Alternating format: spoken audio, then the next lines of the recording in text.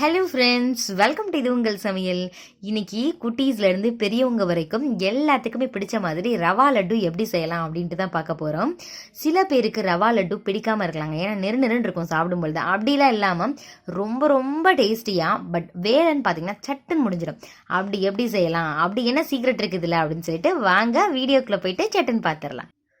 அதுக்கு முன்னாடி நம்ம சேனலை நீங்கள் சப்ஸ்கிரைப் பண்ணலை, ஃபர்ஸ்ட் டைம் பார்க்குறீங்க அப்படின்னா சப்ஸ்கிரைப் பண்ணி வச்சுக்கோங்க. அப்படியே பக்கத்தில் உள்ள பெல் பட்டனையும் கிளிக் பண்ணிக்கோங்க. அப்போ தான் நான் போகிற புத்தம் புது வீடியோஸ் எல்லாமே உங்கள் செல்லை தேடி வரும். வாங்க ஃப்ரெண்ட்ஸ் பார்த்துடலாம். ஒரு கப் அளவு ரவை எடுத்துக்கலாம். நீங்கள் நார்மலாக உப்புமாக்கு கிண்டுவீங்க இல்லையா, அந்த ரவையை எடுத்துக்கலாங்க. இதுக்கு ரொம்ப சின்னதாக ரவை இருந்துச்சு அப்படின்னா பாம்பே ரவைன்னு சொல்லுவாங்க. அது இருந்துச்சு அப்படின்னா இந்த இது நல்லாயிருக்கும். பேக்கரியிலலாம் அதுதான் யூஸ் பண்ணுவாங்க. அப்படி இல்லைன்னா ஒன்றுமே பிரச்சனை இல்லை. இது எப்பயும் உப்புமாக்கு யூஸ் பண்ணுவோம் இல்லையா, அந்த ரவை தான். இப்போ இதை என்ன பண்ணிக்கலாம், மிக்ஸி ஜாரில் ஒரு 2 சுற்றிடலாம். ரவையை 2 சுற்றியாச்சு. எப்படி இருக்குன்னு பாருங்களேன். ரொம்ப பெருசாக இருந்தது ஓரளவுக்கு அப்படியே பாதியாக இருக்குது. கொஞ்சம் பவுடராகவும் கொஞ்சம் நிற அந்த மாதிரி இருக்குது. இந்த மாதிரி தான் இருக்கணும். இதில் செய்யும் பொழுது டேஸ்ட்டு ரொம்பவே நல்லா இருக்கும். இப்போ என்ன பண்ணிக்கலாம், அடுப்பில் ஒரு கடாய் வச்சுக்கோங்க. நெய் சேர்த்துக்கலாம். இதில் இருந்து நான் இப்போ கொஞ்சம் நெய் உருக்கிக்கலாம். நெய் இல்லாமலும் செய்யலாம். நெய்யோடு செய்யும் பொழுது பேக்கரியில் அதே மாதிரி டேஸ்ட்டில் கிடைக்கும். அதனால தான் கண்டிப்பாக அந்த நெய் என்ன நெய், என்ன பிராண்ட், எங்கே வாங்கினீங்க அப்படின்னு சொல்லிட்டு கண்டிப்பாக கேட்பீங்க. அதனால அவங்களுக்காக நான் இது வீட்டில் செஞ்ச நெய் தாங்க. பசும்பாலில் ஆடை வரும் இல்லையா, அந்த வேஸ்ட்டை தூக்கி போடுற ஆடையில் ஏன்னா குழந்தைங்க சாப்பிட மாட்டாங்க, அந்த ஆடையில் செஞ்ச நெய் தான். நீங்கள் நெய் இல்லாமலும் இதை செய்யலாம். சப்போஸ் உங்களுக்கு எப்படி அந்த நெய் செய்யணும் அப்படின்னு நீங்கள் பார்க்கணும்னு நினச்சிங்கன்னா, உங்களுக்கு தேவைப்பட்டுச்சுன்னா டிஸ்கிரிப்ஷன் பாக்ஸில் லிங்க் தரேன், இங்கே போய் பாருங்கள். கொஞ்சம் நெய்யை மட்டும் உருக்கிக்கலாம். இது ஒரு 1/4 கப் அளவு வருங்க.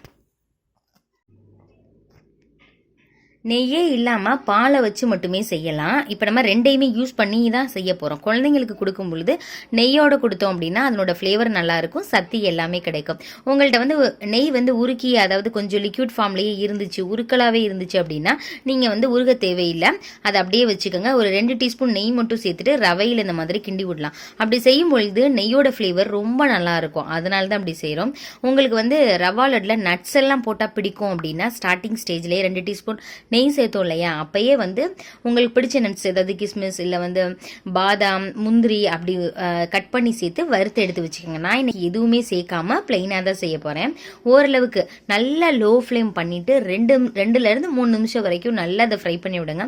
நான் 3 நிமிஷம் வரைக்கும் ஃப்ரை பண்ணியிருக்கேன். அதனோட கலர் பாருங்களேன், சேஞ்ச் ஆகவே இல்லை. ரவையோட கலர் எக்ஸாக்டாக அப்படியே தான் இருக்குது.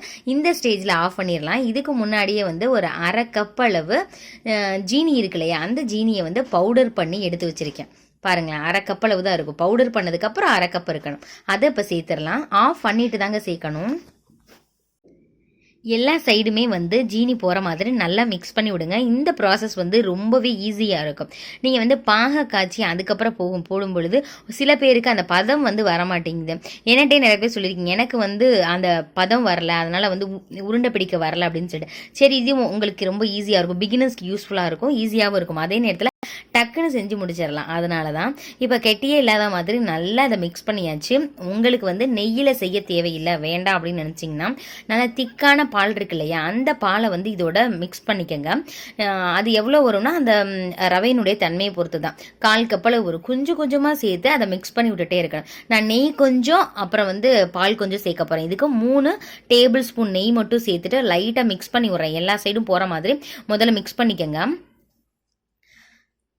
அப்படியே நெய்யை ஊற்றினோடனே செம்ம ஃப்ளேவர் இருக்குங்க. இன்னொன்று சொல்ல மறந்துட்டேன், ஜீனி நம்ம பவுடர் பண்ணோம் இல்லையா, அப்பயே ஒரு 2 ஏலக்காய் தூளையும் அதனோட சேர்த்து பவுடர் பண்ண போகிறோம். பாருங்களேன், நெய்யை மட்டும் சேர்த்து உருண்டை பிடிச்சிங்கன்னா உங்களுக்கு வரவே வராது. அதனால நெய் கூட கொஞ்சம் பால் சேர்த்தா தான் வரும். ஆனால் கெட்டுலாம் போகாதுங்க, அதனால் தைரியமாக சேர்க்கலாம்.